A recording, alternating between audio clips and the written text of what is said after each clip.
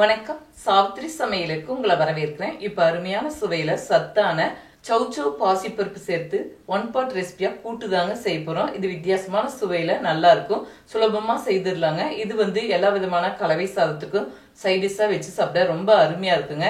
வெறும் சாத்து கூட இந்த கூட்டு சேர்த்து கொஞ்சம் நெய் விட்டு பரட்டி சாப்பிடும்போது ரொம்ப டேஸ்டா இருக்குங்க. அது மட்டும் இல்லாம இது சப்பாத்திக்கும் கூட சைடிஷா வச்சுக்கலாங்க. இந்த கூட்டு எப்படி செய்யலாங்கிறத பார்க்கலாம். வாங்க இப்ப வீடியோக்குள்ள போகலாம்.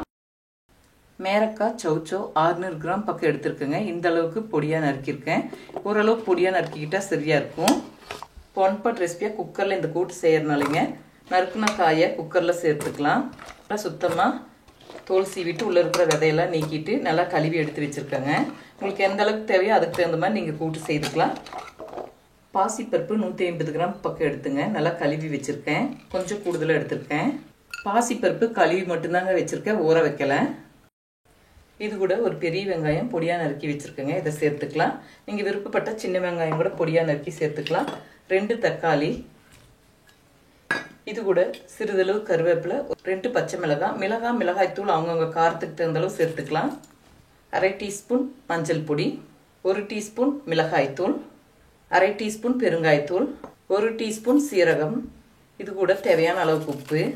டேஸ்ட்டு பார்த்துட்டு பத்தலைன்னா கொஞ்சம் பொடி உப்பு கலந்துக்கலாங்க. இது கூடவே பொடியான இருக்குன்னா மல்லித்தலை, 1/2 கப் அளவுக்கு துருவன தேங்காய் துருவல், விருப்பப்பட்டால் சேர்த்துக்கலாம், இல்லாட்டினா தவிர்த்துக்கலாங்க.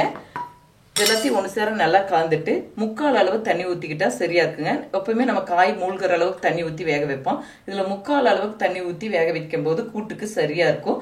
இது நீர் காய்ங்கிறதுனால இயற்கையாகவே காய் கூட்டில் தண்ணி விடுங்க.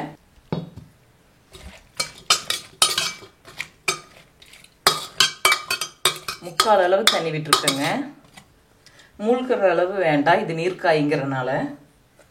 இப்போ மூடி போட்டு ஹை ஃப்ளேமில் 2 விசில் வச்சுக்கலாங்க. இப்போ குக்கரில் 2 விசில் ஏரெல்லாம் போயிடுச்சுங்க. ஓப்பன் செய்து பார்க்கலாம். நல்லா பாசிப்பருப்பு சௌச்சௌவெல்லாம் வெந்துருச்சுங்க. நல்லா கலந்து விட்டுக்கலாம். இப்போ கூட்டுக்கு தாளிதம் சேர்த்துக்கலாங்க. இது சரியான பக்குவத்தில் இருக்குது. உங்களுக்கு ரொம்ப தண்ணியாக இருந்தால் கொஞ்சம் சுண்ட வச்சுக்கலாங்க. ரொம்ப கெட்டியாக இருந்தால் கொஞ்சம் கொதிக்க வச்சு சுடுதண்ணி ஊற்றிட்டு உங்களுக்கு எந்த அளவுக்கு கொலகொலப்பாக கூட்டு தேவையோ அந்த அளவுக்கு நீங்கள் கொஞ்சம் தண்ணி சேர்த்து கொதிக்க வச்சுக்கலாம்.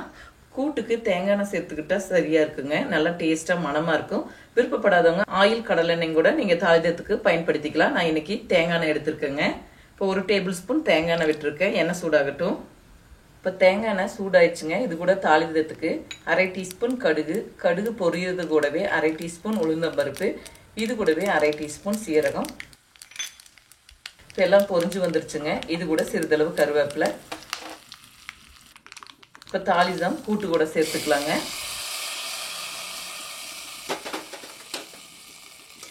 இப்போ கூட்டு தயாராகிடுச்சுங்க. இறக்கி வச்சுக்கலாம்.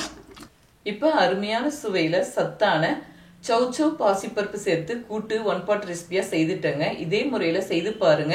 இந்த வீடியோ பிடிச்சிருந்தா லைக் பண்ணுங்க, ஷேர் பண்ணுங்க, சப்ஸ்கிரைப் பண்ணுங்க, கமெண்ட்ஸ் பண்ணுங்க.